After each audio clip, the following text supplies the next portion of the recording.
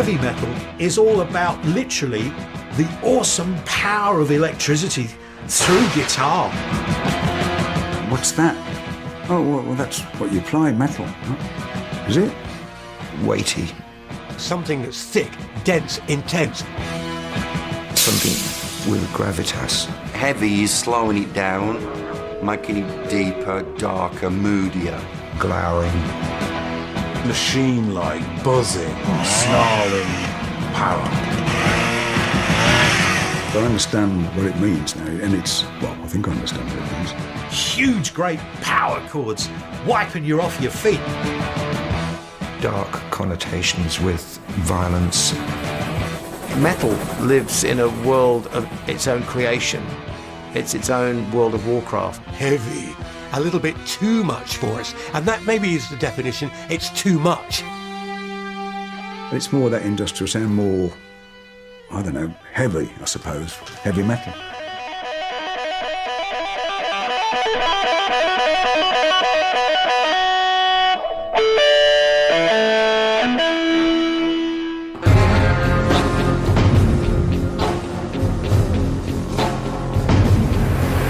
Once upon a time, there was no heavy metal music, anywhere. There was just the factory landscape of the Midlands and the industrialised North, where the sounds and smells of metal manufacture hung heavily in the air.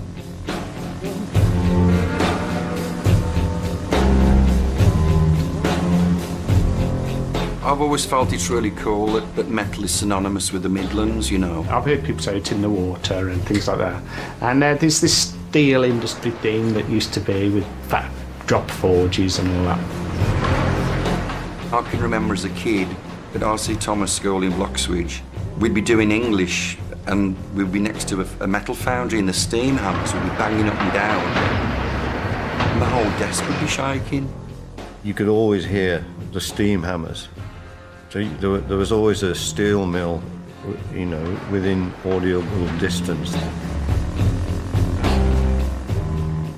Walking home, you'd get I mean, they can't do it now, but in those days, the air was full of all these bits of metal grit, and you could taste it and you could breathe it in.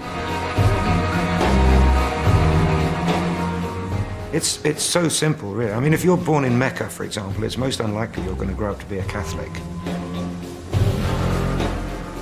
Everything you do is shaped by your environment. I think by the time you get to about 8 years old, when your mind starts becoming very fertile, and your imagination is shaped by the house you live in, the street you live in. If you had to get up at 7 in the morning, walk into British Steel on a frosty morning, the other thing that it does, it gives you determination to get out of there.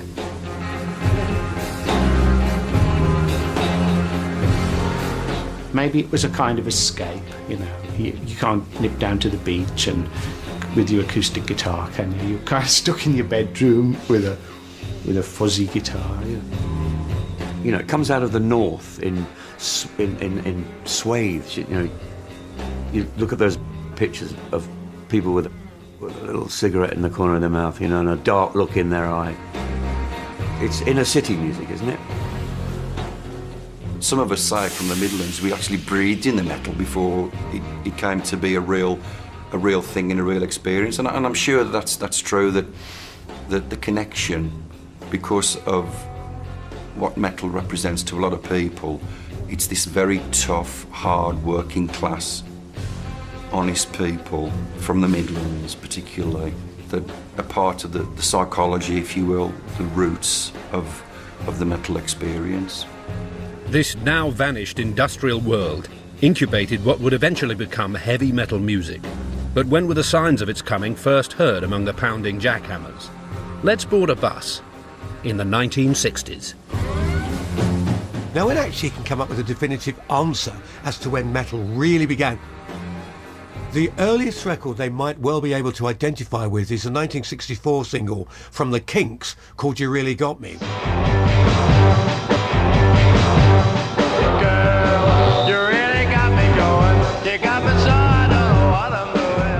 Dave Davies played no, no, no, no, no. It's like, okay, you know, raucous guitar, it's here.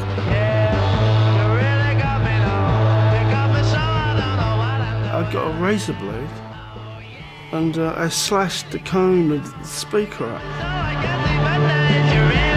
It came out really raunchy and buzzing. That might well be the moment that metal was born. The basis behind all great rock music is cool riffs, really. When it starts, that's where it starts. When you haven't got anything at all, a riff makes everything else happen, I think. It was a great era for people inventing themselves and their own music, because suddenly there were less rules. Songs about my area, my street, my culture, my mates, my football club, my beliefs, and this is teenage power. Then there was bands in Birmingham, bands in Manchester, bands in Newcastle. There was tremendous richness, and there was a lot to feed off. Then you had a period where growing musicians outgrew pop bands. You've just got to look at the greatest pop group that turned so many musicians into rock musicians, the Yardbirds. Eric Clapton, Jimmy Page, Jeff Beck.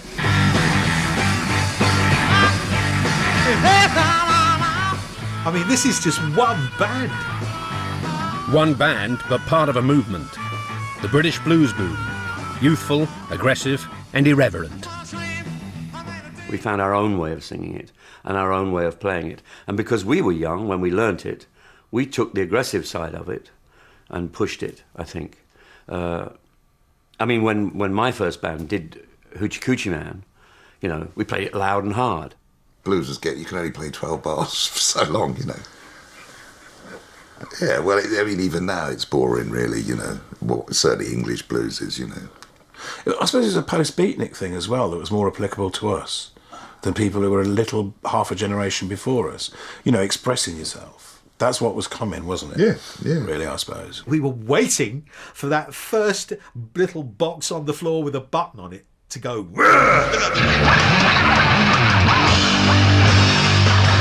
Jimi Hendrix arrived in Britain from Seattle, possibly on the way to Planet Metal.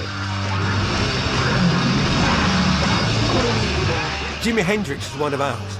Doesn't matter who tries to claim him as being Hendrix, the guitar got blah-de-blah-de-blah. He belongs to rock and metal. That's where he is. That's where he belongs. He is one of us, if you want. Everybody looked up to Hendrix, and Hendrix is, you know, might have pioneered the distortion and feedback and wah-wah, and several things people probably took from Hendrix. But he was sort of more blues, and he didn't get into that hard rock somehow. He didn't like repetitive riffs that maybe Deep Purple and Sabbath started doing.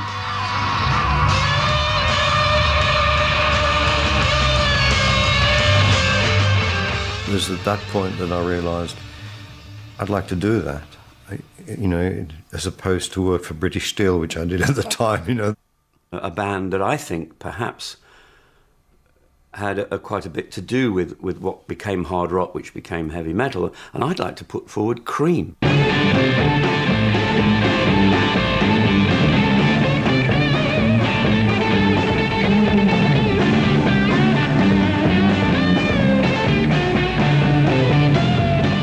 By the time they split up in 1968, Cream had transformed American blues into British psychedelic rock, with heavy riffs, pounding drums, screaming vocals, and wailing guitar.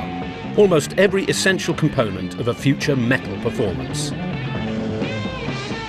You got Cream who came along, you got people like Fleetwood Mac, and a whole bunch of offshoots from blues players that were progressing.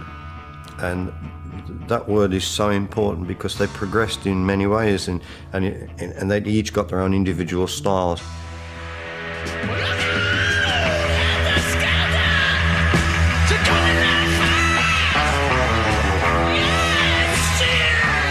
Some individual styles became dark and disturbing as the hippie dream was shattered by drug deaths, Altamont, and the Manson murders. Things were getting heavy. The sinister theatricality of Arthur Brown inspired future metal performers, as did his extreme vocal range.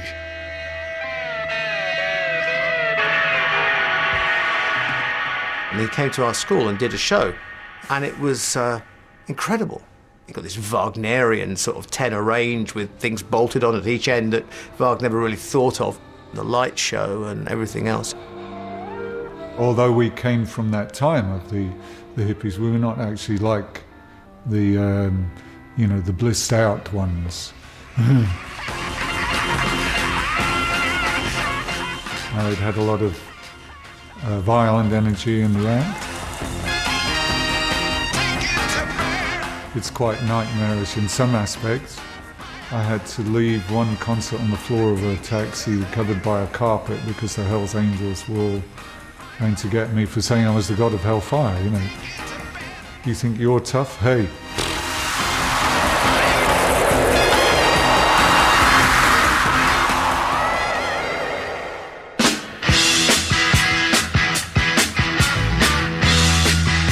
Beat writer William Burroughs had introduced the phrase heavy metal to the subculture in his sci-fi Nova trilogy, published in the early 60s. Get your motor running.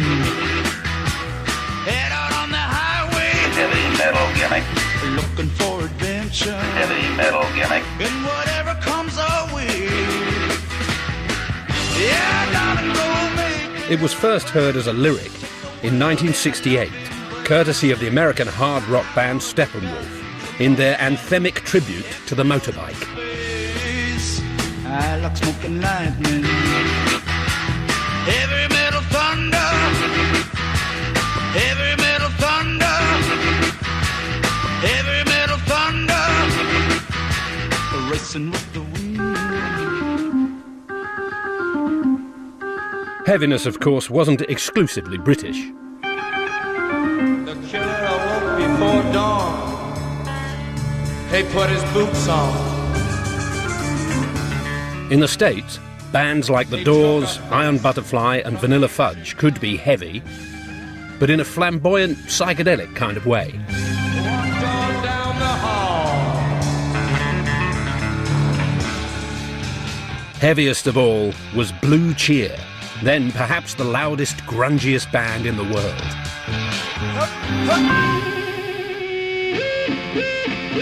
Sometimes I wonder what I'm gonna do. Lord, there ain't no cure for the summertime blues. Fuzzed out, really powerful guitars, and really didn't lay into a comfortable hippie area.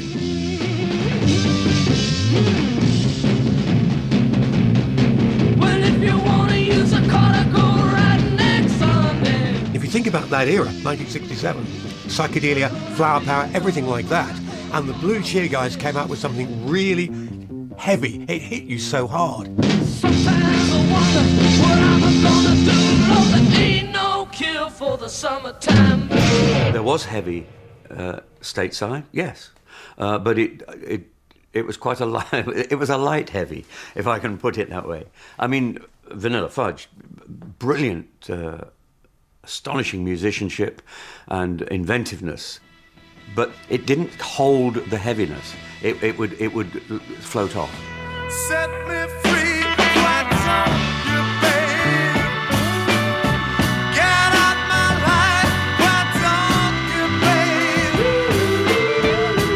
You really don't want me.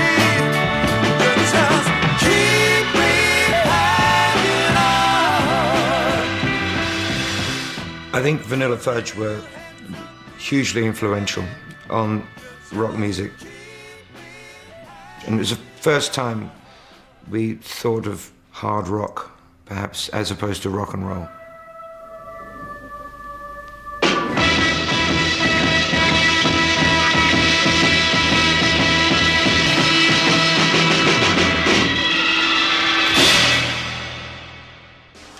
In Britain, the Edgar Broughton Band chose not to fudge it.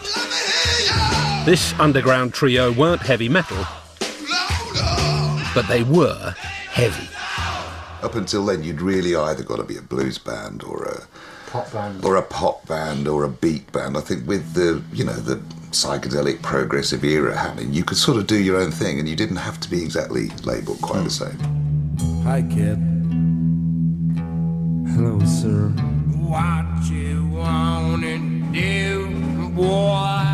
I mean, in some ways, we were almost sort of like hell-bent on not being progressive in some respects. You wanna go to war? Oh, yes, please, sir. Yes, please, sir. But in terms of the metal, if you go to the first album and songs like Psychopath on the second album, there was something sort of like pre-industrial music about that. Very riffy, very, very hard, sort of basic three-piece stuff.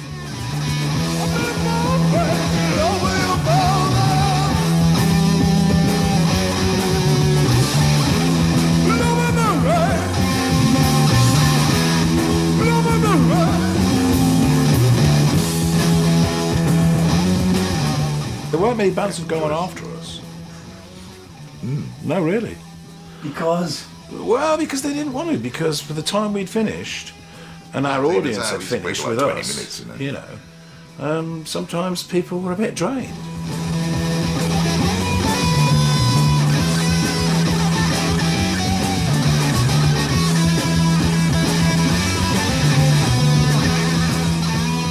It might not have had the sort of sheet metal of metal, but it definitely had the kind of balls of it and the basic stance, I suppose, dealing again with quite dark things. And Zeppelin popped up on the scene, and that was it.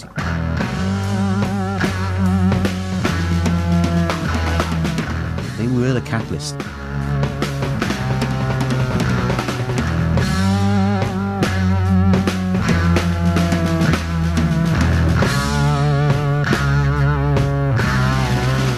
Because it's really guitar-based, really, riffy, really heavy at times, without them having to, resort to putting on leather jackets and things. There was always a sort of classiness about Zeppelin, where they'd come up with these great riffs, and the four people would just nail that track.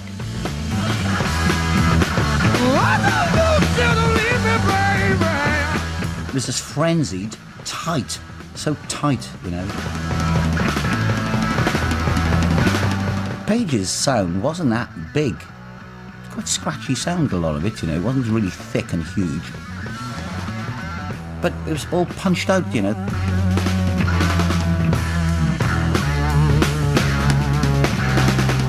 This drummer was featured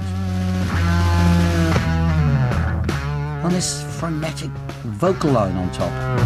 I've been dazed and confused, so long it's not true. So that was really the motivation, I think, for the sound to develop. It all comes in the basic form from that exchange of American blues into blues rock, then into electric psychedelic rock, progressive rock, and then the early strains of metal. Those strains eventually came in 1969 from Earth, a struggling blues rock-type band comprising a bunch of blokes who lived round the corner to each other in Birmingham. They were about to change their name and their music, and in doing so, let the beast out of the box. You'd never have thought this lineup would have got together. I didn't even know. Geezer was a guitar player. He'd never played bass in his life.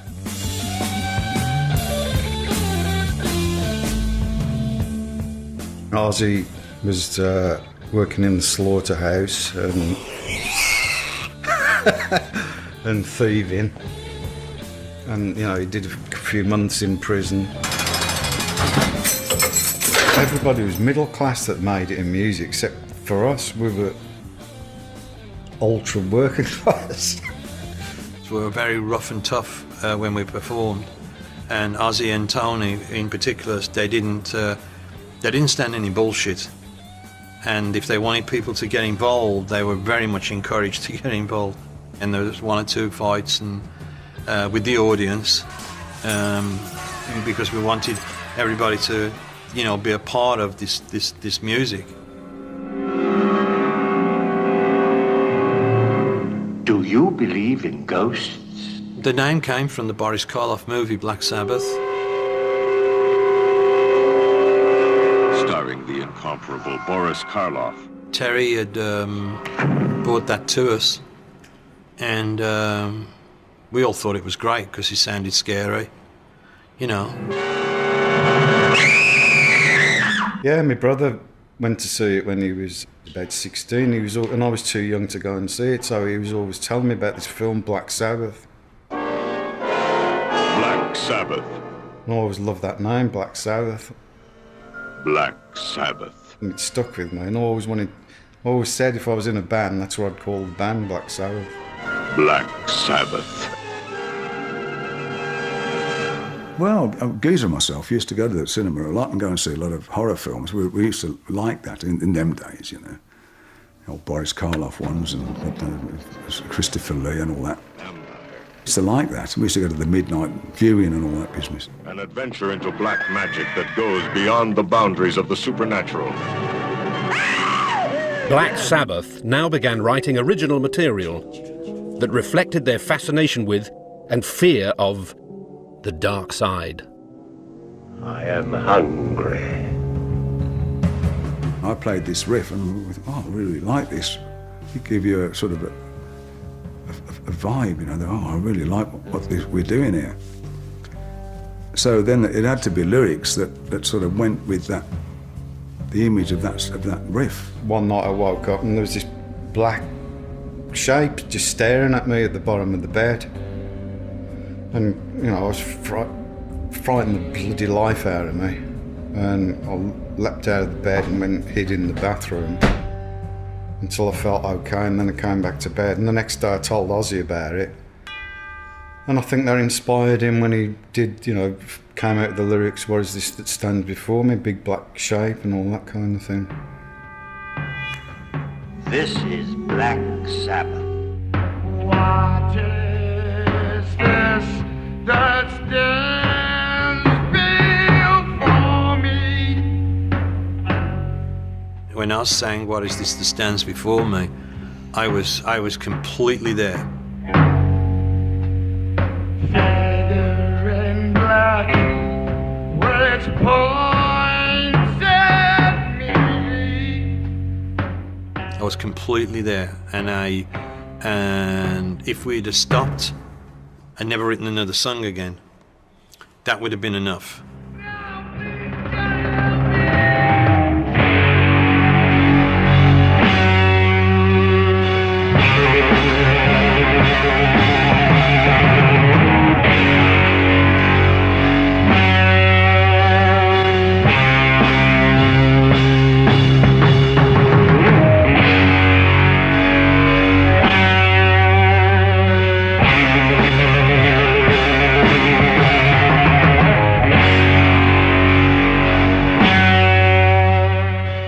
Very innocent.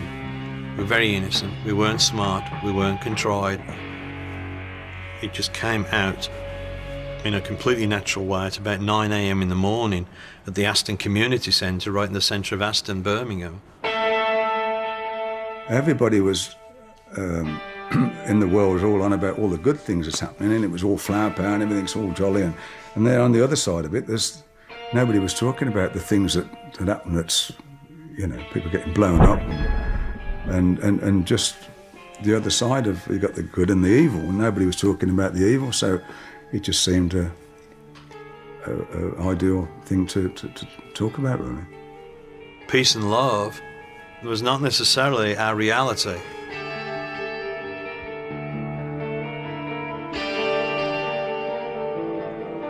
You know, we came from Aston, which is a pretty rough and tough area in Birmingham, and there wasn't a whole lot of flowers being handed out in Aston. You know, there's a few boots and a kick in the head every once in a while, and a few razor cuts. It was a tough town. We didn't actually embrace the possibility of going to San Francisco with flowers in our hair for very long. It was a couple of months in '67, really.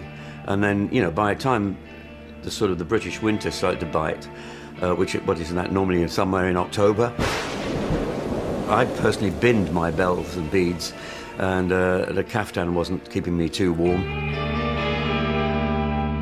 We were just reflecting on what our reality really did feel like, you know, and it felt like that. you know, and it felt like, you know. We suddenly went from, you know, are you going to, whatchamacallit, sticking flowers in your hair, to, you know, this really, you know, I hate you and you know, I've had enough of this and that and the other. And that was just a great catalyst, because suddenly people were like, you know, that's exactly how I feel. I ain't got flowers in my bloody hair, I've got weeds around the feet, you know. That's not my life, that's not what I'm going through. I've got this life, this existence that is really pissing me off. And now I've got some music that's talking about that.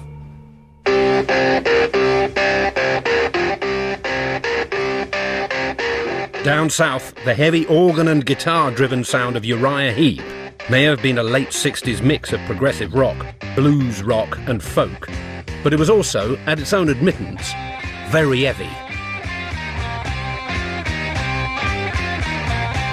The very heavy side of what we did was like Gypsy, which is, you know, which you can probably say is, you know, nowadays with the journalistic pigeonholes there are, heavy metal, you know. But you can never call Uriah Heep totally heavy metal, because there was other things that we do, like we do a beautiful acoustic off that album, acoustic number called Come Away Belinda, you know, which is vocals and acoustic. So we always, as a band, wanted to do that. We wanted to exploit all of that. So we could never sort of fall under one banner. But as a part of us are, you know, heavy metal. I mean, we actually did, we used to rehearse in a place called Hamwell Community Centre in Acton, and in one room was Uriah Heep, and the next room was Deep Purple, so that was a hell of a racket going on there, you know. An infant British heavy metal took to the road to spread the gospel in the alternative rock way, on A roads, B roads, and early stretches of precious motorway. We were probably classed as a row, to be honest. A loud row. Right. Everywhere you went, it was sort of soul clubs, and I was just absolutely sick of going to places and listening to soul music. Because we all liked Hendrix and Cream and that kind of band, when we started writing, we obviously went with that kind of thing. I remember playing in pubs and we've struck the first chord up and been so loud that the barman's been catching the glasses, you know, it's jumped out of the bar and paid us and said, but don't play anymore, you know. You did all the clubs, you did all the circuit and all the universities and everything, then you started building up a great following. But that was the essence of it, really, getting the following and the live work.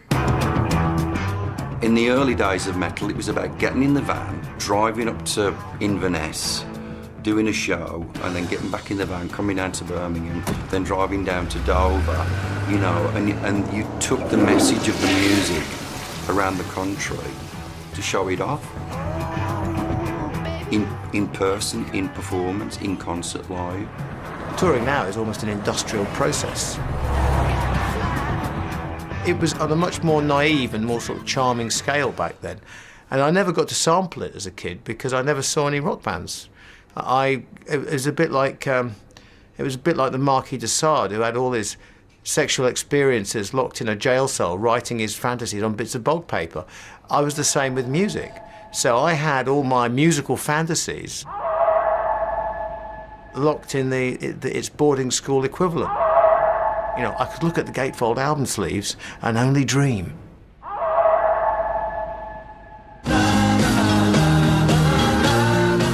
Formed in 1967 by guitarist Ritchie Blackmore and keyboard player John Lord, Deep Purple had made 3 albums by 1969 and toured with Cream. But they were on the road to heavy metal in search of an original sound.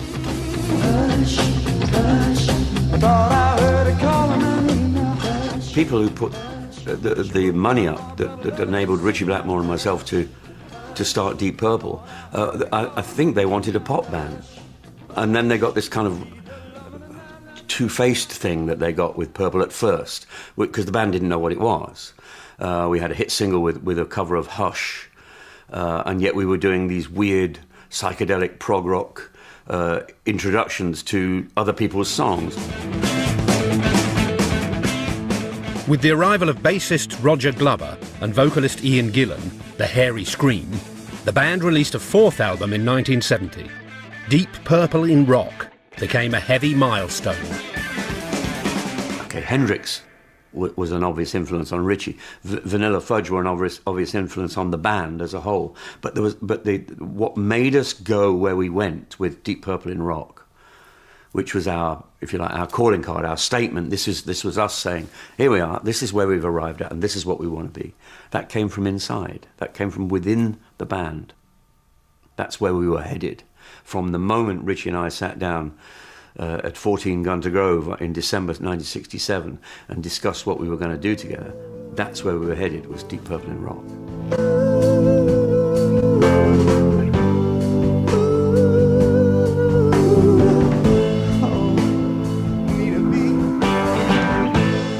Blackmore had this vision about where he wanted his guitar to go. So I just went, well, if his guitar's going to go there, then my organ has to go there. The Hammond has to toughen up. I wanna hear you sing. We had Gillan, who discovered this ability. As he now says, it was an aberration. He just discovered it one day. He could scream on a top A in full voice.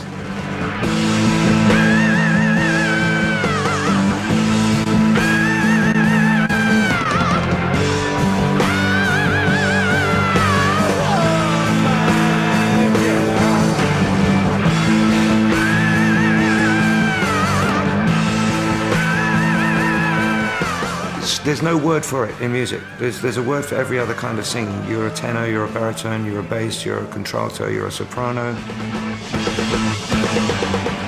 But what I do is called screaming.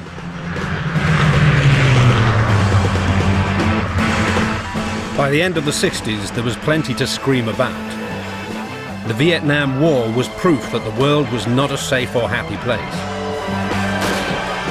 When Black Sabbath first toured the States in 1971, they played to a nation with its own very real experiences of the dark side.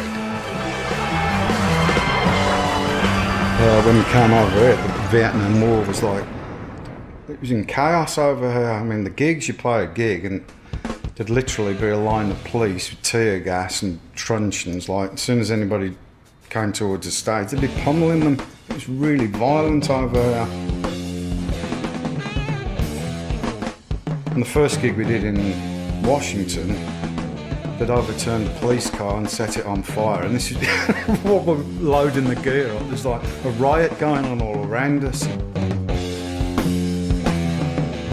I think kids were so angry over there, and this was the perfect music for the release of, you know, their anger.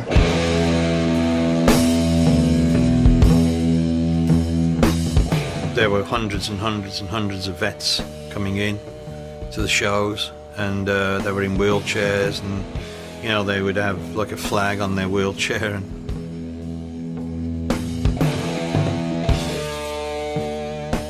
so they got Children of the Grave, they got Iron Man. You know, there wasn't they didn't need to translate it or anything else. They felt it, they heard it, they enjoyed it. And when we played War Pigs, God bless them, nearly to a man, they all stood up.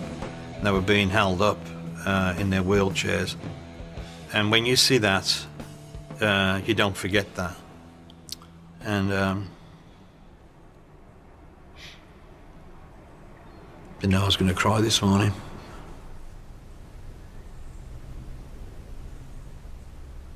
While American rock flirted with the darkness, British proto-metal bands faced the harsh realities of a 60s dream turned 70s nightmare head on. There's something endemic in the British psyche, if you like, or the British way of looking at music or being a musician that seems to be quite a gritty, no-nonsense way of looking at it. Lennon, I mean, you know.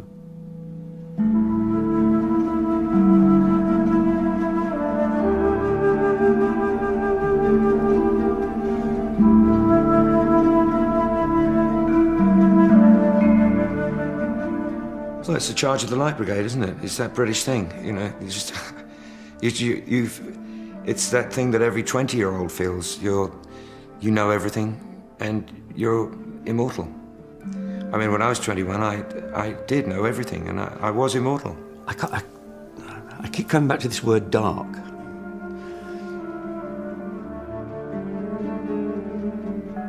dark satanic mills, you know, it's there in Blake's poetry. I think it's part of the British character. There's a cynicism, there's a darkness about us. You can go to any village or town in, you know, England, Wales, Scotland, Ireland, and pluck out a history book of that area, and it's absolutely seeped in it, you know. So, for me, you know, being a lyricist and writing that type of song, it's a fantastic place to be, actually.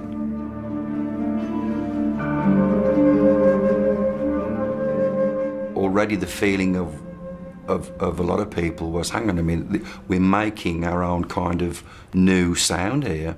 Metal, heavy metal music comes from the UK.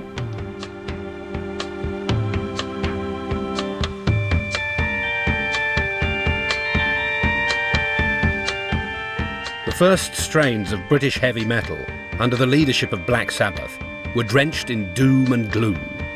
The fairies and wizards of progressive rock became demons and devils in a contemporary world characterised by paranoia and dysfunction, loneliness and fear.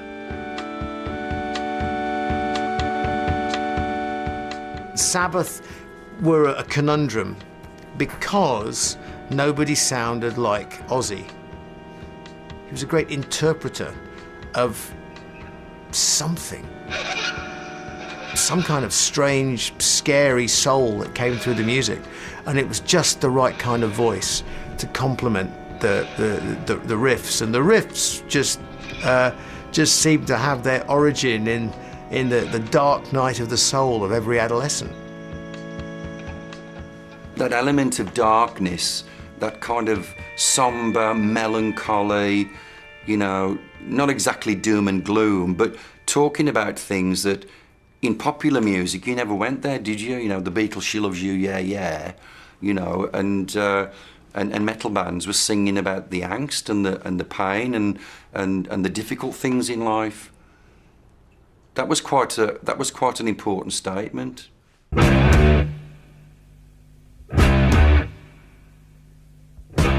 Despite being ridiculed by the rock press, the early rumblings of British heavy metal began to surface around the country.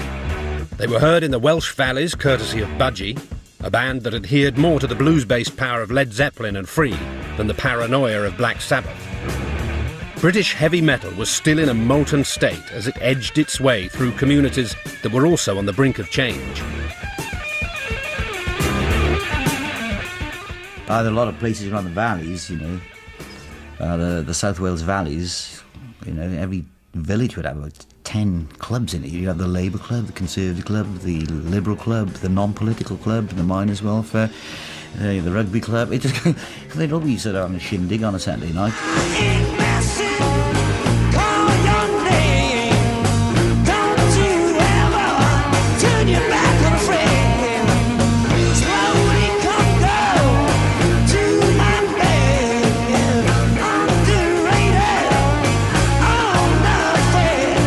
Chopping licks. They're great gaps. Bam, gap. Ba-dum, dum, gap. In between that gap, there's this drum. Bam, pap, boom, that, you know, fills the gap.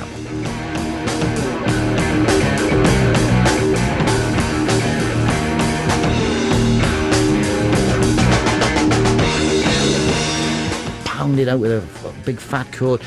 And I just get a big kick. We all did. That's what we like doing. Slowly come girl to my bed.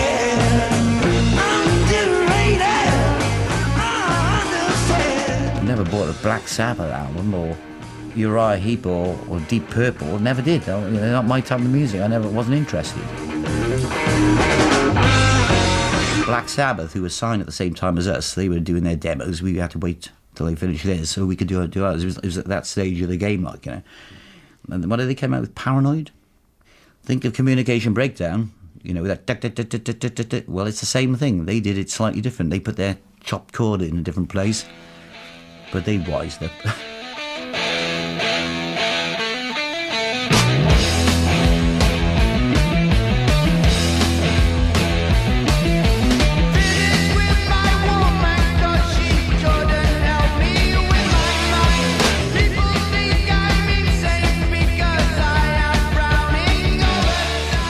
Throughout the early 70s, as hard rock became heavy rock, the essential component that would drive heavy metal began to assert itself. The primary power source that was the guitar riff.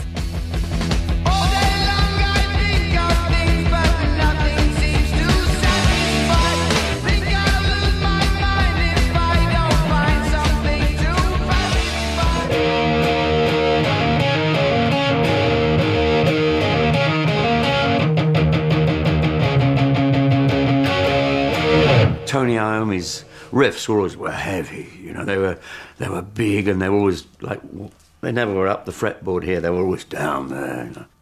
The essential thing for a metal song is the guitar riff. Has to be killer. Symptom of the inverse.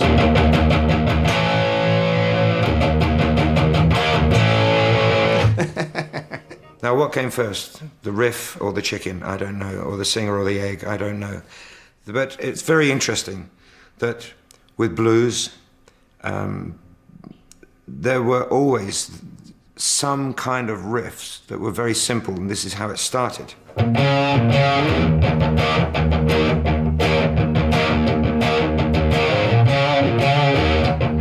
That one. Brooke Benton had a hit record with a song called Kiddio, which had a riff which went boo-doodle-doo-doo, told you baby how I feel, boo-doodle-doo-doo, and it's that doo-doodle-doo-doo. That was very, and you see that, you hear that on a lot of riffs, and then suddenly, some years later, you hear that boo-doodle-doo-doo, you hear boo-doodle-doo-doo, ding-a-ding-ding, same notes, just a different slant on the whole thing, and that's blues-based. Smoke and Water's one, isn't it?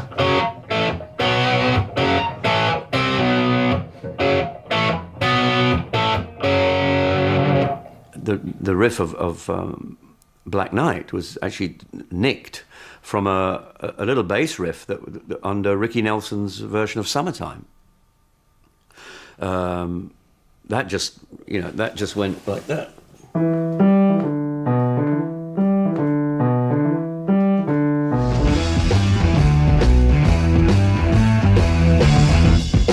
But we just put that little turnaround in it.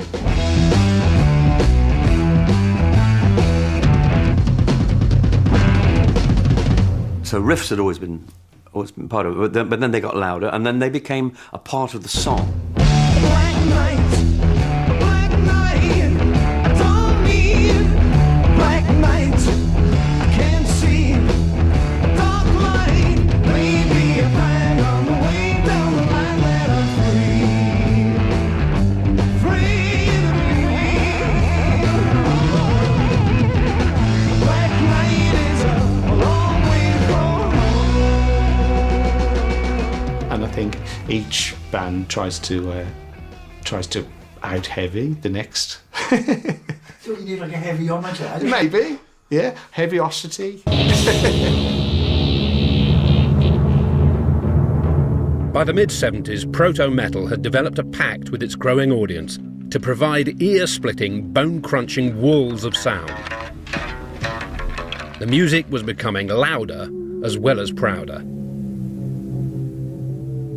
We were playing something that was responsive. So you would have to respond to it. We very much wanted to say, you know, hey, we're playing here, listen to us.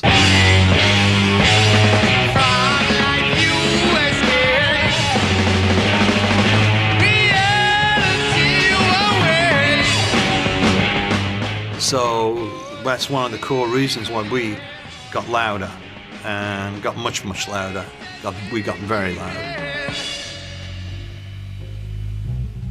I think we use volume to enhance certain parts. Like you play a quiet part, and then the volume coming into a loud bit would be more power, the power of the thing.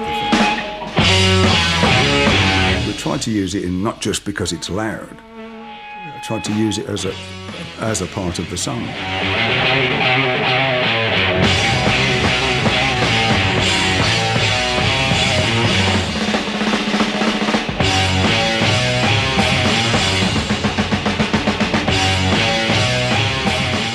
people that don't understand metal, firstly, it's, oh man, it's too loud, you know, it does my head in.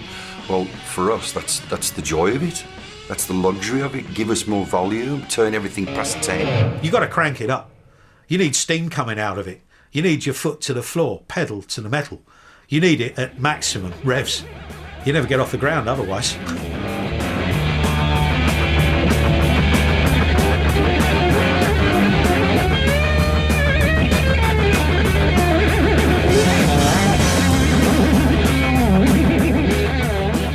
When Blackmore was grinding it out on the other side of the stage, there was a tremendous excitement. You know, I wanted to hear that Hammond growling away madly.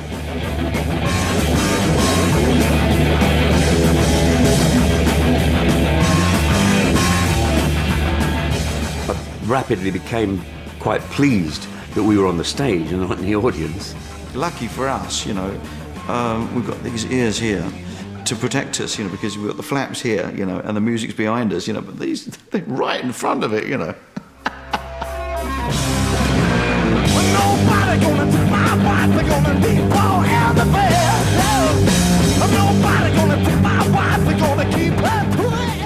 You would see suddenly wall-to-wall Marshall stacks, and that, I mean, had you cowering in the corner before they even turned on the standby switch. You know, in fact, you know, often the cry came up from the crowd, you know, turn it up, you know. The dark, heavy metal sound and its powerful dynamic range owed a debt to the shock and awe of symphonic music. I definitely think classical music plays its part in heavy metal. Why are orchestras so big? Why do they have such huge brass sections and string sections in symphony orchestras? You could quite easily play the same music with a couple of each.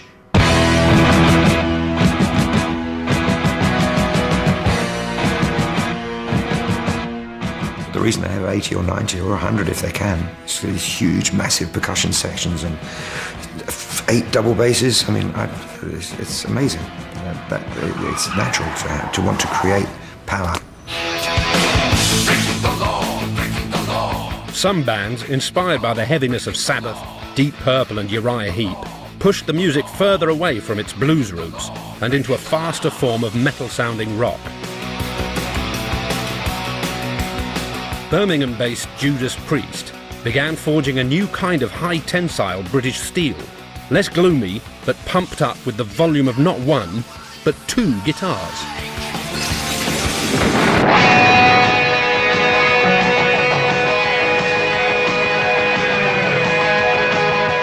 Well, one of the guitarists plays lead break, the other can play rhythm.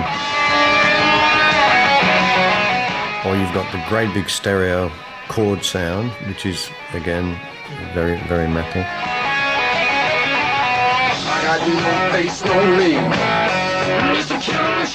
A lot of our music, it's about get out there and do it with your life. It's actually a very positive outlook lyrically on everything, you know, and survive and...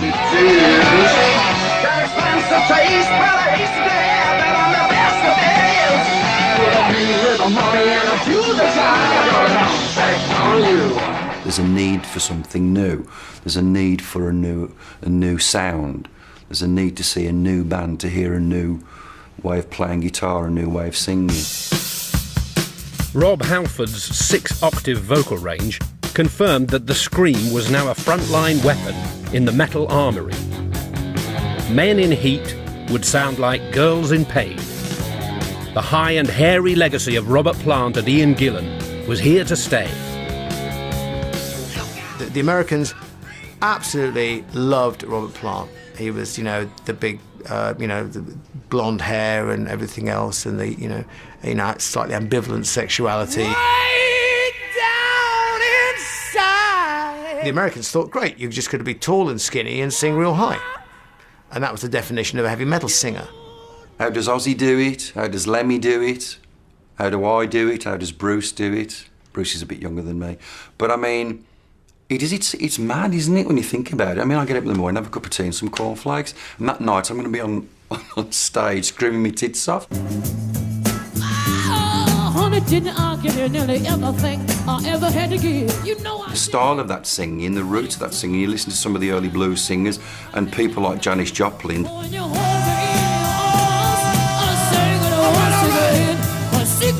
When she's going absolutely crazy.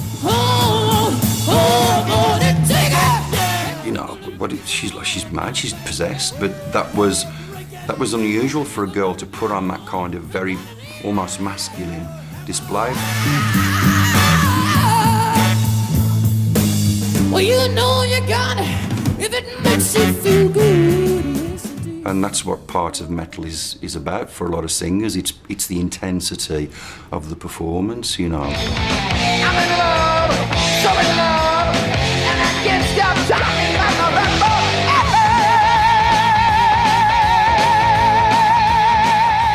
It's like when I've done a show and I go back to the hotel room and I'm lying in bed and I'm like, was that me? Did I just do that? You've got to be able to balance it out. I'm not on stage 24 hours a day. I need to be able to go down to Morrison's and do my shopping.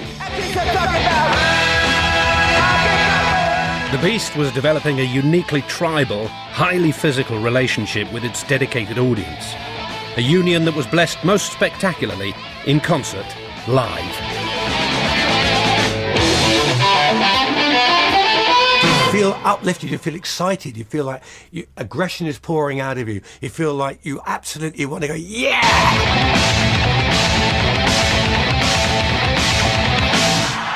When you know you're witnessing something very special and you know that everybody else around you feels the same way. You know, if you don't do something, you know, that involves the audience, then it just, you know, it's not good. You have to, you know, use that power in a great way to make people feel good and have a good time.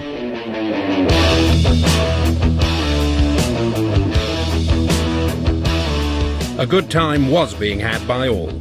Well, not all exactly. Audiences tended to be dominated by boys and men, absorbed in displays of private dancing, tribal headbanging and air guitar playing to a music that didn't seem to appeal much to women.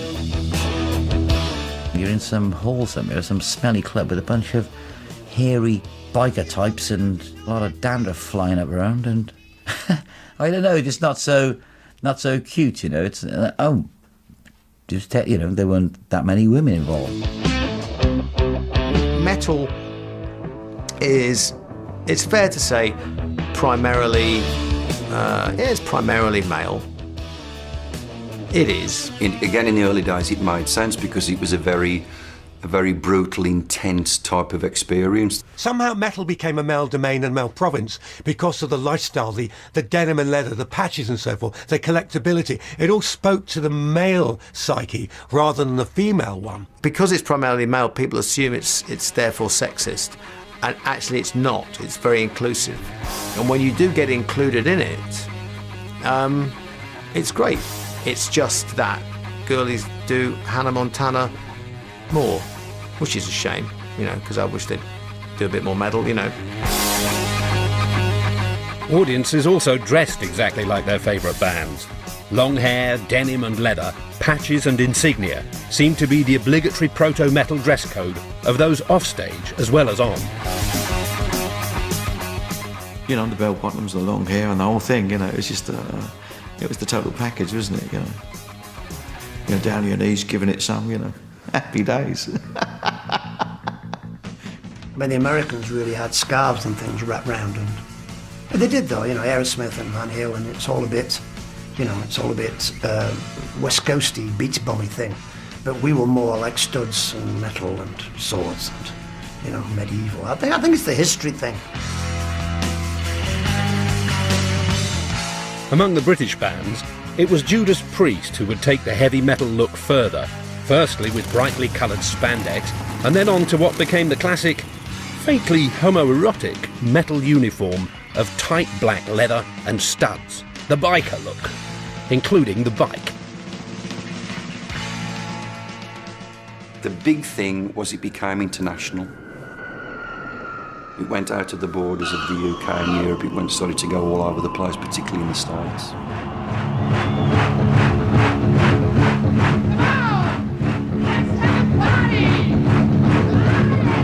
British heavy metal proved to be a hugely successful export, particularly in the States. Its toughness, directness, monster sound, and sheer sense of scale seemed to strike a power chord with blue-collar America, from Pittsburgh to Detroit, New York to LA. While bands like Sabbath and Uriah Heep were still unsung prophets in their own land, the vast touring network of the States rewarded them with adulation, money, and success. And we had the Learjets, and we had the whole floor of the hotel and bodyguards outside. And it was all silly stuff, but it was just fantastic. You know, they just took it on board, and they couldn't get enough of it. Yeah. That's when we really did come into a load of different people. Let's put it that way. They come out of the woodwork, some real strange people, witches and all sorts of things. You know, we attracted so many strange people. And we used to have wizards turning up at the dressing room and outside and stuff. We would bring them in and have a laugh with them and stuff, you know. I mean, it got really, really silly, you know, wizards turning up everywhere. You gotta be a baby. You gotta be a baby to go to heaven. If some Americans worshipped at the altar of British heaviness, others adopted the role of witch-finder generals, self-appointed saviours, fighting to protect the vulnerable souls of America's impressionable youth.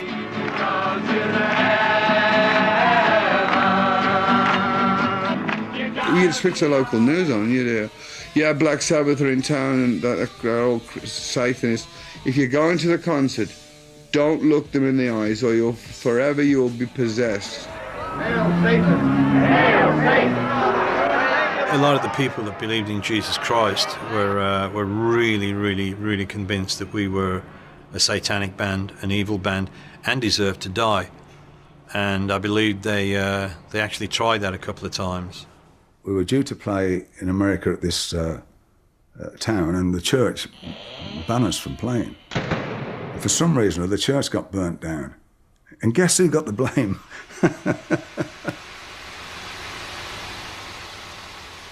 So they really did think that we were a band that got a manager called Lucifer. Actually, we did have a manager called Lucifer, but that's a different story. Satan went mainstream in 1973 with the American movie The Exorcist. But America's fundamentalist fear of unwittingly importing British paganism through music wasn't totally unfounded. Strange goings-on were often the order of the day in Camp Heavy. We used to do all sorts of things. We used to drag people off in the middle of the night and go and sort of sit in the middle of the Roll Right Stones or some site and stuff and sort of get into all that stuff. And that was it. I mean, so many things were in our music. Stuff going on, really. there wasn't it, with you? You were into a bit of dark. Me? Dark stuff when you were about. Was I? Yeah. Brief flirtation with the old darker side. Yeah. But I suppose everybody, I mean, it was something everybody was getting into. I mean, it was been taboo, you know, to talk about things like Alice Spiritual things and occult things and... Yeah. Now we're not all devil worshippers, are we? Now I think most bands will deny that they've got, you know, they're in league with Satan.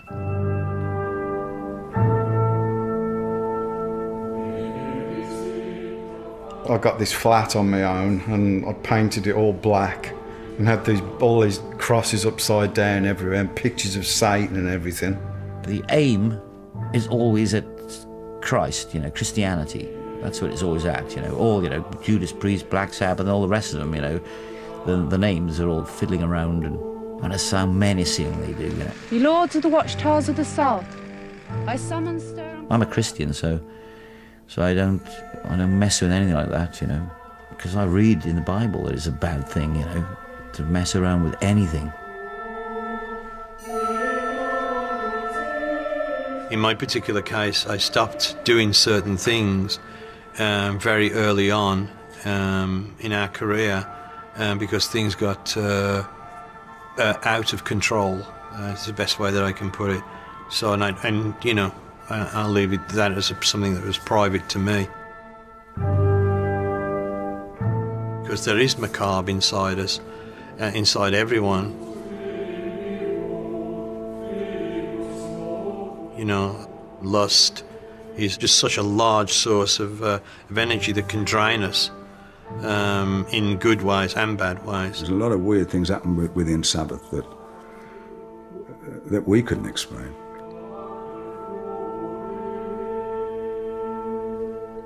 Might have been the drugs, but I don't think so. As the night wears on, the witches by tradition become more frenzied in their enjoyment of this religion. In their eagerness to prove their magical powers, they show their ability to ignore pain. I mean, this is just beyond these people. I mean, those kids that are doing it, they don't believe they're doing anything particularly wrong. They don't believe there's a devil. They don't believe there's a God, you know. They just think it's a lark, you know. I mean, there's a few, you know, Satan references in some of our songs and lyrics. I don't know why. It just seems right to be singing about that kind of subject matter over this kind of music. Love blows where my rose really go down. It doesn't fit. It's heavy, so if it's heavy metal, it's what you call heavy metal, then you've got a pretty heavy lyric to it.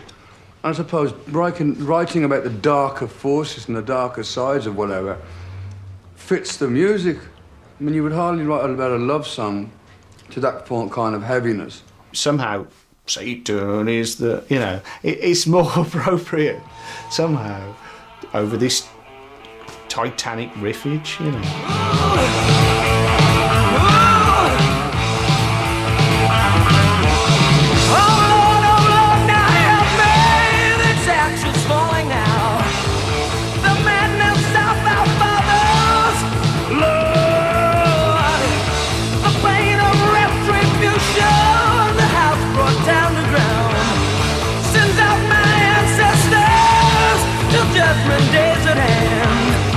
They want to look demonic now. They want to look like demons now, you know.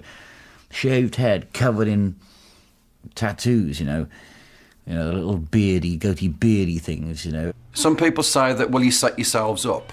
You know, if you're a Marilyn Manson, you set yourselves up for trouble. If you're an Aussie biting the head off the back, you set yourselves up for trouble, and you don't.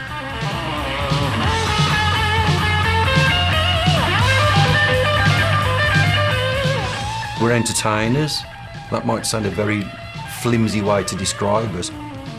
We're entertaining you, we're giving you a great night out. You know, come and see the band with your mates, have a great night out, and that's basically what it's about, surely.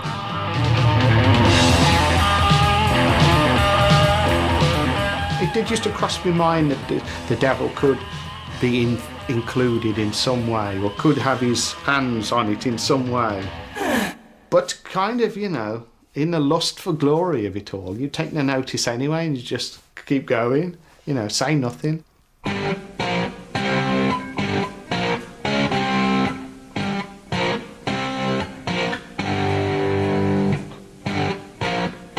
1975. In a desolate location near London's North Circular, DJ Neil Kay established the first real home for hard rock, heavy rock and heavy metal enthusiasts. The Sound House, bivouacked at the local pub called the Bandwagon. There was nowhere like this anywhere in this country at the time. Because it was a street-driven thing. There was no national link. There was no, you know, they were everywhere, but they needed somewhere to believe in, somewhere to go, a place to call their own. It took 5 years, really, of very, very hard work and a lot of persistence to change the whole situation around. These days, as you're well aware, we run 5 nights a week, hard rock, and soul's gone straight out the door. That way, sideways. Neil Kay and the Soundhouse Punters took the initiative and began building a scene of their own, one that would unite the heavy metal fraternity. We had regulars fly over from Northern Ireland. We had people coming from Jersey. And then, in the latter years of the wagon, we started getting them from Europe too. And when they arrived, what they found was this huge, great sound system that absolutely crushed anything that stood in its path. So people that came to the club could hear rock as if it were a concert. It seemed as if the gods of rock and roll, Natch, were parting the Red Sea to let us through.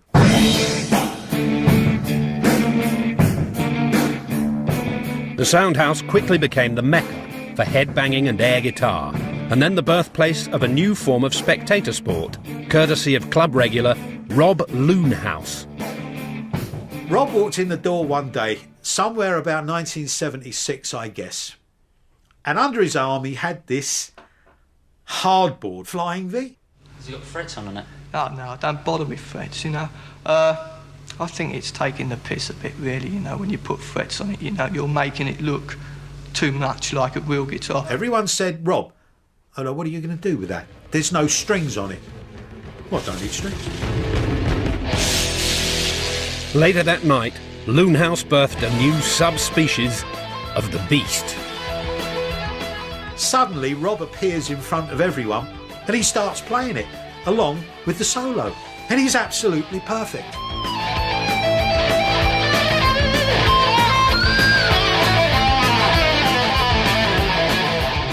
When you go to a classical concert, you get the music on music paper to follow it through. You're not a lunatic for doing this. You're passionately wrapped up and involved in the intensity of the performance, and you wish to follow the moves the musicians are making. Hell-bent for leather. The people coming to the Soundhouse were the same kind of people with the same ethics. They wanted to be inside the music. They wanted to be as close to it as they possibly could get. The lifeblood of the metal scene coagulated and scabbed into something that could now be identified. But the musicians who made the music were often uneasy with their new heavy metal tag. I've never liked the phrase, and I've never applied it to Deep Purple. You see, the big debate of who's metal and who's rock and who's hard rock and who's heavy metal. I liked hard rock because it said exactly what it was. It was rock and roll, but it was played with aggression. And then some people started calling it heavy rock. And I'm not quite sure where the word heavy came from, possibly after Black Sabbath. This came up many years ago with me, because I always classed ourselves as heavy rock. Well, it kind of changed over when sort of Motorhead and people come out like that, where it was like full on, you know. Then they were actually heavy metal, you know.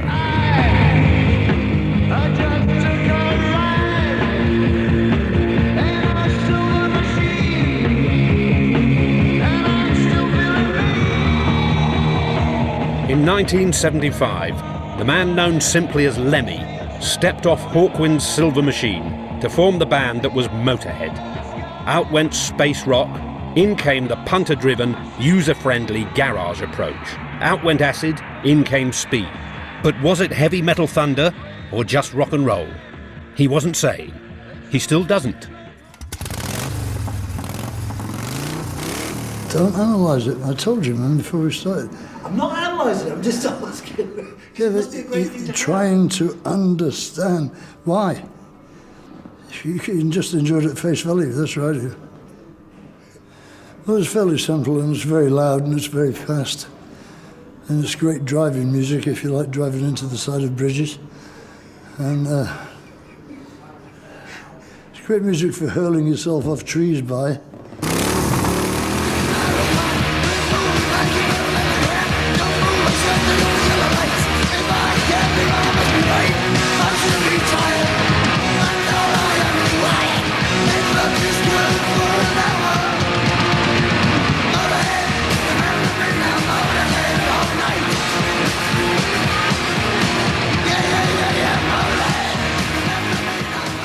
Gets a lot of emotion out of you that would otherwise be channeled into bad things, maybe, you know.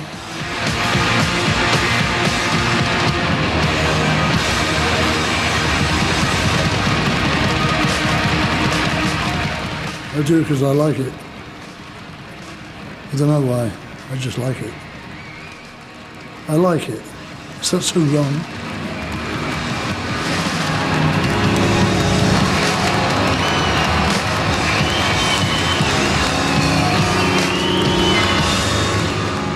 People who work in a factory, right, or some awful fucking mind-numbing job like that, because I worked in a factory, I know what it's like. It's fucking awful. Yeah?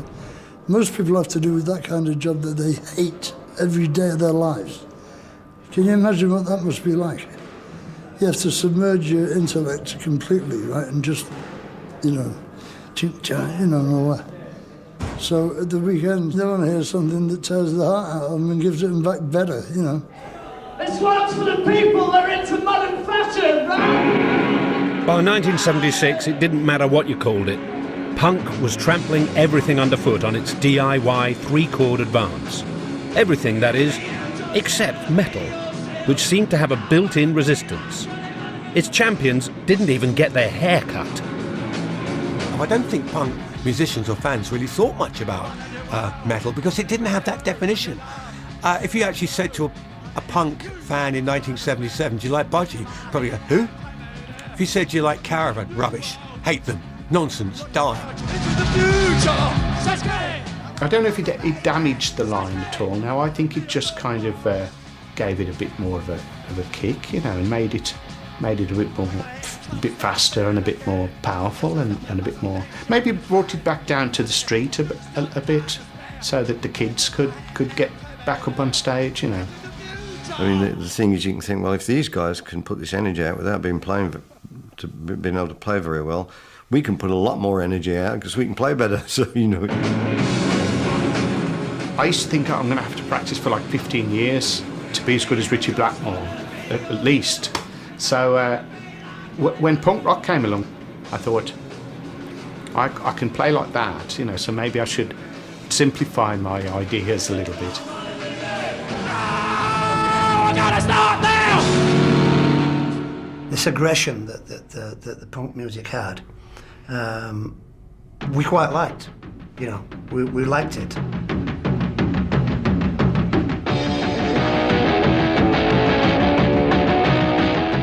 I think it really affected us. I don't think we copied it anywhere, but I think it went into our psyche.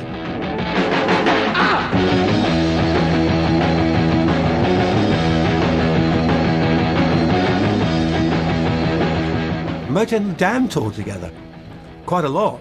So there was that crossover at some point between punk and metal and an energy exchange, and both happily coexisted. Well, we sounded like punk, so they liked us already. And then they saw we had long hair, it was too late.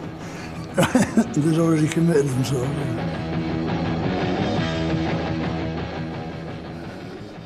I always wanted to be obnoxious, because all the bands I liked were obnoxious, MC5. And we came up at the same time as the punks, and I thought they were splendid, And the Damned, great fun,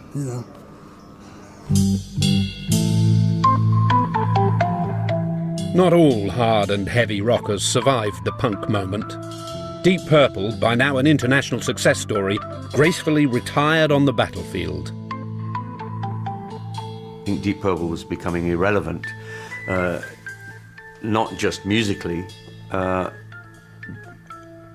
to the people in the band.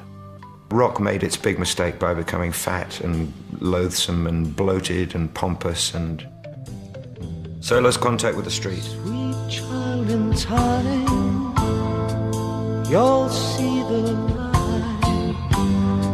line that's drawn. What had been our baby, our shining creation, had become tarnished and a little. It had become overblown. It was playing its own cliches rather than inventing new cliches.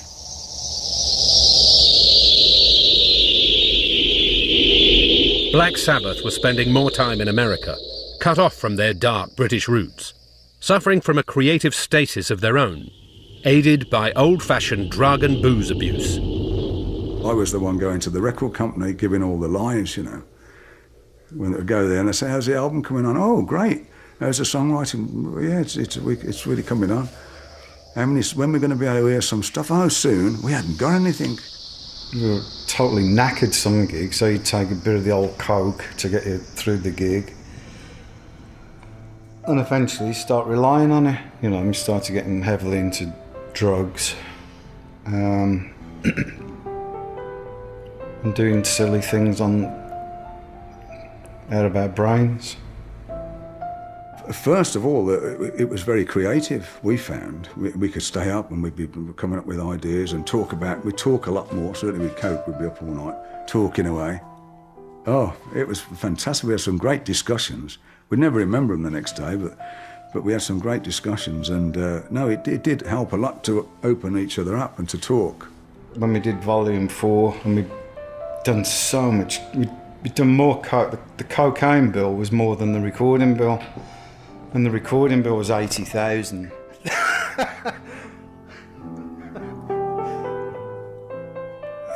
But later on, it got with that and the drink. It sort of took an ugly turn, really. And the first casualty, of course, was Ozzy, you know, and Bill. I came off tour not because I didn't like Tony or I didn't like Geezer or something like that. It's because I placed more priority on drinking than I did the band. And that might be a shameful thing to say, but it's the truth. That's the truth. And we were coming up with ideas, and we'd walk in the lounge and Ozzy would be asleep on the couch. And you just couldn't, we couldn't communicate anymore. Ozzy Osbourne was sacked from Black Sabbath by bandmate Bill Ward in 1979. Ward left the band himself soon afterwards. You know, anything to do with the original band, I can't. It's like being outside of the phenomena. You know, I'm very much set in the Sabbath. Is Ozzy Osbourne, Tony Iommi, Geezer Butler, and Bill Ward. So I just couldn't do it, and I missed Ozzy so much. Black Sabbath has no time. He doesn't abide by any time, and so and Ozzy knows how to sing to no time.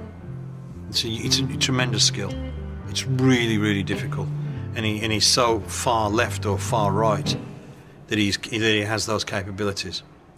And singers that sing in time can't sing Black Sabbath because Black Sabbath is not in time. If the old guard now displayed signs of metal fatigue or terminal rust, a new generation of post-punk metal bands was ready to take up the crusade. The press called them the new wave of British heavy metal, mercifully shortened to NWOBHM.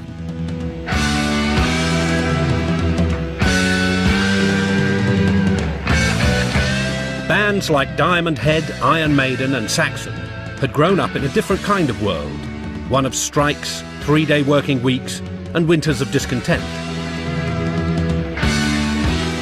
They emerged just as the country elected its own metal mistress, the Iron Lady herself. They had to invent, you know, the Friday rock show thing, didn't they, to play it, because it couldn't be on mainstream radio. But I think in some respects it backfired on them because it made us bigger, you know. I mean, it did really make us, you know, rebels, really. And it was all in this mishmash of no jobs, strikes, you know. And I think it gave us a will, you know, to get out of all that and succeed at something we love doing. Saxon were, if you like, they were our granddaddies. They'd been doing working men's clubs in Barnsley for years, you know, and all around the north. So they came on the well-oiled machine, and we were like, wow, they had people to tune their guitars and everything, you know. All right, first of two heavy metal bands on Top of the Pops, it's Saxon. You know, we did Top of the Pops and, you know, Spandau Ballet and Duran Duran, and they'd all be there, you know, with the red carpet, and we'd like wander in from out of a taxi at the back. We were treated more like, you know, the bad boys. It wasn't real music. You know, because we wrote about things like motorbikes and steam trains and jet planes and, you know, fighter pilots being on drugs, you know, up in the sky. I just think the music had to match. So it had to be aggressive and fast for us.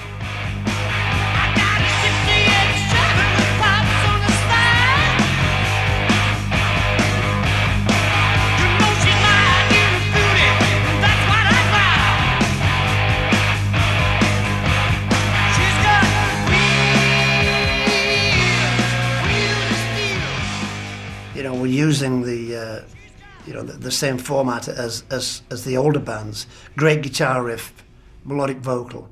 But we were just condensing it much faster, The difference between seeing Led Zeppelin at Nebworth, 200,000 people, you've got to think when you're in your bedroom practicing and hoping to play a pub up the road, how on earth are we ever going to get to Nebworth? What's that? What have we got to write to achieve that?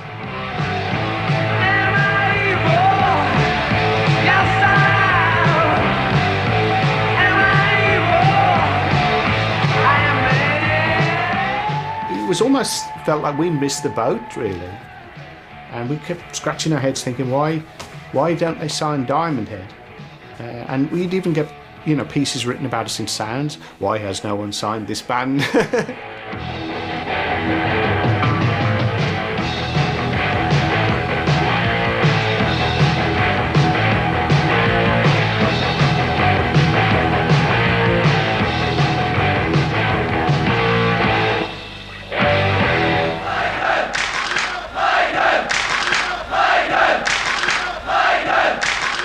Where Diamond Head failed, Iron Maiden succeeded. With punk-like aggression, dressed in a full metal jacket, the power and the glory was theirs for the taking.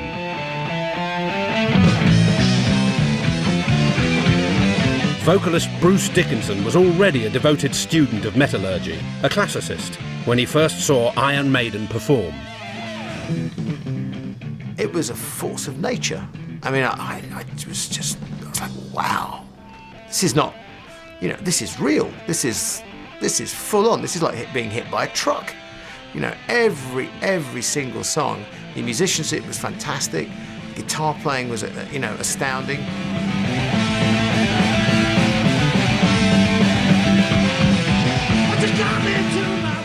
And I got to say, the only thing I looked at was the singer, and I thought I should be there.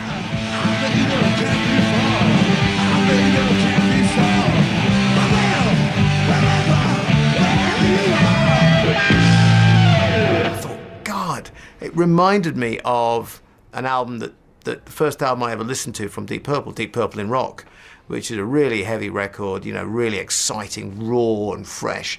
And I could hear so many little echoes of that kind of excitement. It was like being plugged into the mains. And I just thought, God, if I was singing with that band, wow. Oh well, never mind. As if by black magic, Dickinson was asked to front Iron Maiden in 1981, the year the band went stratospheric. Finally, British heavy metal had a face, a name, and a number. It was branded 666. The beast was back in business. Let him who hath understanding reckon the number of the beast. And the number of the beast, the first album I was on, was #1 in God knows how many countries around the world. It broke us in America. Its number is 666. We actually had quite a run of hit singles.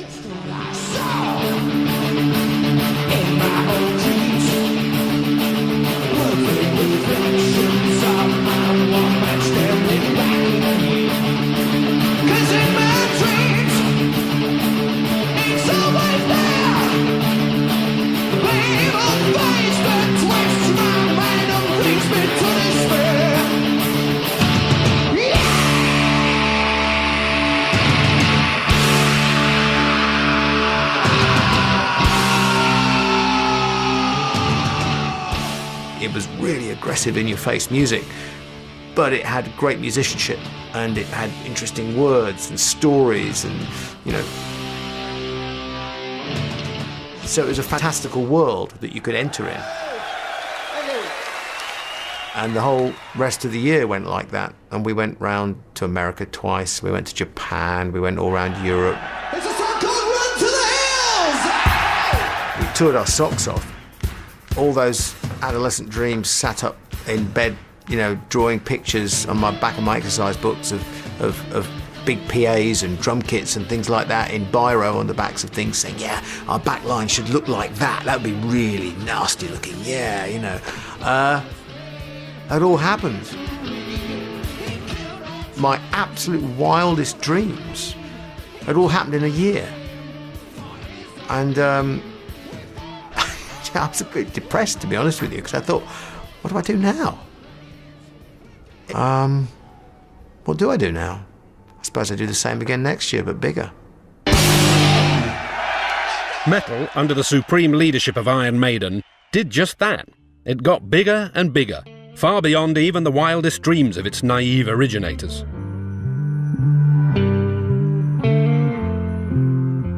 Even Deep Purple vocalist Ian Gillan was belatedly inducted into the cult when he joined Black Sabbath in 1983 for one album entitled Born Again.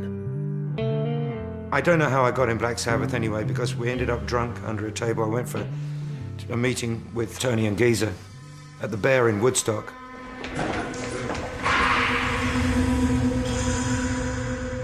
And I don't remember anymore. And I got a call from my manager, Phil Banfield, the next morning saying, Ian, if you're going to make career decisions, then, I really think you should call me first. I said, what are you talking about? He said, apparently last night you agreed to join Black Sabbath. Well, anything else in the diary? He said, no, not at the moment, sir. I went on tour with them. The whole thing lasted a year, I think, and it was the longest party I've ever been to. It was fantastic. On its rampage from the 60s to the 80s, the British heavy metal beast had consumed all manner of musics, seeking a life and identity of its own. Despite being targeted by the press on its unfashionable journey, it had emerged triumphant, a glorious band of brothers with a huge fan base that worshipped its codes, sounds and symbols. It surrendered its Britishness, went global, and gave birth to 1,000 subspecies, constantly renewing itself. Unrepentant, unforgiving, unstoppable. Heavy. A lot of people that don't understand metal, they stick the boot in and say, oh, it's rubbish, it's crap, it's meaningless, it's Neanderthal, it's got no value. I kind of like that. I really do. We'll always be the underdog in rock and roll to a certain extent. The big thing about heavy metal is, you know what? You lot over there who don't like us and don't want to like us, fine. You go on slaughtering us, because we have tens, hundreds of thousands, millions of fans who want us, love our music, will always be there for us. And weighing it up, do we want them? Do we want you? Yeah, we know where we're going to go, and we're going to go that way.